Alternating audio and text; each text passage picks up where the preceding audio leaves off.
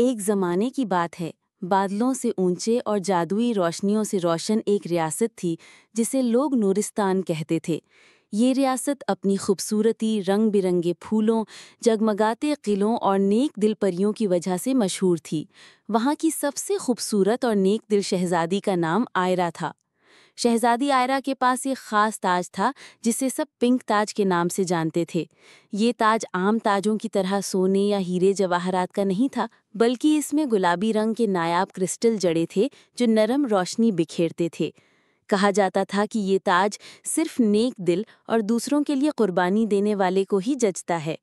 یہ تاج آئرہ کو اس کی دادی پری ملکہ نے دیا تھا اور نصیحت کی تھی، یہ پنک تاج صرف اس وقت جگمگائے گا جب تم اپنی طاقت دوسروں کے بھلے کے لیے استعمال کرو گی۔ اگر کبھی خود غرضی یا غرور میں آؤ گی تو اس کی روشنی ہمیشہ کے لیے بجھ جائے گی۔ ایک دن خبر آئی کہ ریاست کے قریب واقع خوابوں کی وادی پر ایک کالی پری نے قبضہ کر لیا ہے۔ وہاں کے درخت سوکھ گئے، پرندے خاموش ہو گئے اور ندیوں کا پانی سیاہ دھند میں ڈوب گیا۔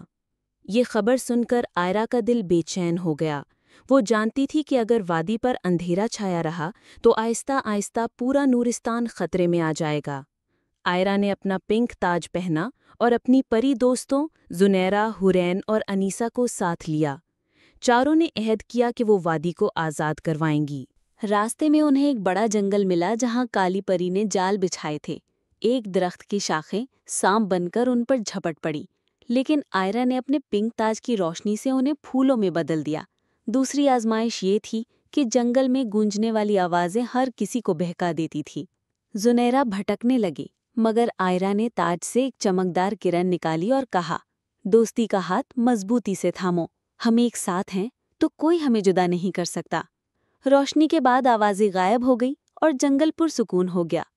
آخر کار وہ قلعے تک پہنچی جہاں کالی پری نے قبضہ کر رکھا تھا۔ قلعہ سیاہ دھوئیں اور بجلی کی کڑک سے گھرا ہوا تھا۔ جیسے ہی آئرہ اندر داخل ہوئی، کالی پری نے خوفناک قہقہا لگایا، تو یہی ہے پنک تاج والی شہزادی؟ میں اس تاج کو چھین لوں گی اور ہمیشہ کے لیے نورستان کو غلام بنا لوں گی۔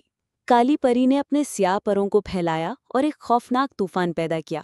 پریاں کانپ گئیں، مگر آئرہ نے اپنے دل میں ہمت پیدا کی۔ اس نے سوچا، یہ تاج تبھی چمکتا ہے جب میں دوسروں کے لیے قربانی دوں۔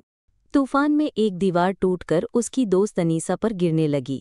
آئرہ نے اپنی جان خطرے میں ڈال کر انیسہ کو بچایا اور خود ملبے کے نیچے دب گئی۔